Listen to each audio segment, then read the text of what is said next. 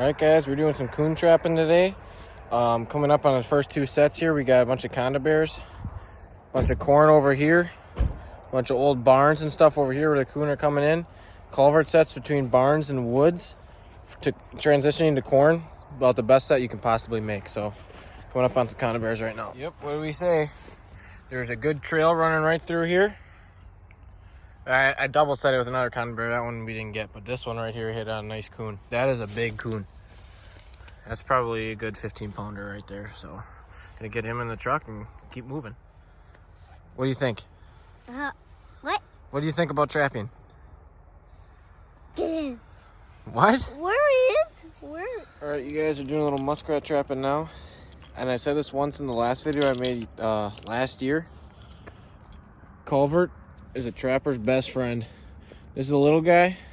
All we did was put this 160 right at the base of that culvert, and any muskrat that wants to go between this body of water and the next one is going to get trapped. It's the safest, most reliable, highest percentage trap that you can set on any body of water. If you're trapping muskrats, if there's a culvert coming in and out of it leading to another body of water, put a trap there. It's the best funnel you could possibly think of. So I said it once and I'll say it again, a culvert is a trapper's best friend. All right guys, this set right here, you can see the ponds out there.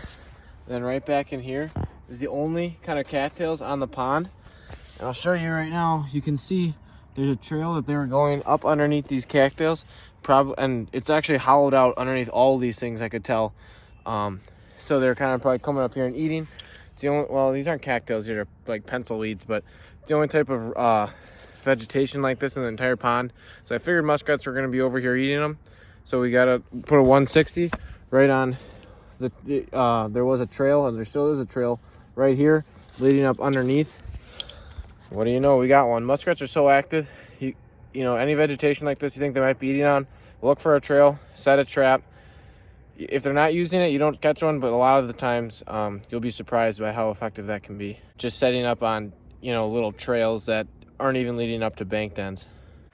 The best way to tell what is and isn't a muskrat trail is we can't really tell right now, but there's like a trench right here, kind of dug out, and then at the bottom of those trenches, it's like hard, not hard, but you know, over here it's all muck. It's a real soft bottom, but right here on the muskrat trail, you push down and you don't really sink down, because the muskrats are using that constantly. They're always clearing out the muck. So best way to tell if there's a muskrat trail is just a trench, but then the bottom of the trail is going to be harder than all the muck around it. All right guys, back to coon trapping.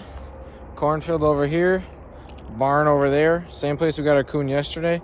We got our coon actually in that conda bear right there yesterday on that trail, but now we just got one today right here. Just a little guy. We'll get him out of the trap, get him taken care of, put him back in the truck, and keep going. All right guys, in a pond here with all these cattails. Banked ends are kind of tough.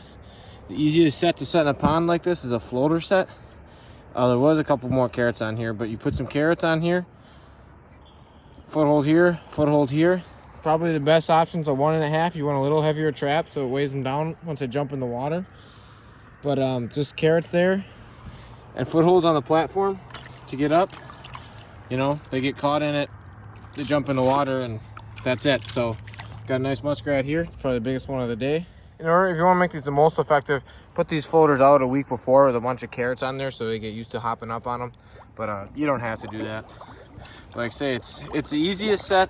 It takes nearly no time at all to set up once you make these platforms, which only take about 10-15 minutes. Throw 1.5 on each side with the carrot in the middle. And these things are so active at night that they're just swimming around looking for food. So they're gonna hop up on something like this. I think is a feeding bed. So yep, that's all there is to it. Another muskrat. All right guys, well this is interesting. There's a trail here that I could tell something was using to get back into the river. So I put a little mink lure and a 160 here. And we got a muskrat going back into the river.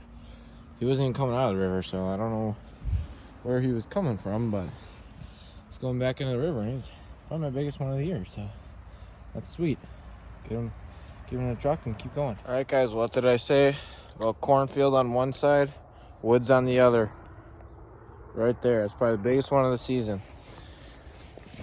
This guy right here is probably close to 20 pounds. Probably like Probably like 17, 18. He's probably not 20, but he's getting up there. Just a 160 on a coon trail. I mean, you can see that coon trail right there leading into the corn. It doesn't get a more high success set than that, and you don't have to take care of them when you get here. So yeah, three days, 3 catches in this spot. All right, so here's just kind of a little tip. So I caught a coon yesterday. This was a little more hidden, but I caught a coon yesterday in this conibear right here. And that coon must have, either when he was in the trap or a different coon knocked this corn over, and I still kept it on the trail. I should have bumped it back there to where I had those 2 corn stalks, doing more of a natural pinpoint. Because if you just have it on the trail and there's nothing to the side of it, they're just going to walk around your trap. So the more of a pinch point you can make, the better. I should have moved this back there, and that can be some of the best pinch points is between 2 corn stalks on a trail. Should have moved it back, probably would have had a coon. I could tell that this is even more knocked over and they were just walking around this way, but it is what it is. All right, well, that's it for this video. Threw out maybe a dozen traps, let them sit for 4 nights, I believe, just for fun. Obviously not for the money. I definitely lost money on gas, but that's all right. I really enjoy trapping. It's not something that a lot of outdoorsmen do. A lot of hunting and fishing is probably more mainstream, but trapping is something I like. And as you saw early in the video, trapping is a great way to get kids in the outdoors because they don't have to be quiet. They don't have to sit still. And for the most part, you should have action pretty much every time after you set your trap. The nice part about those coon that I caught is they were in a place that I turkey hunt, so I got a few nest predators out of there.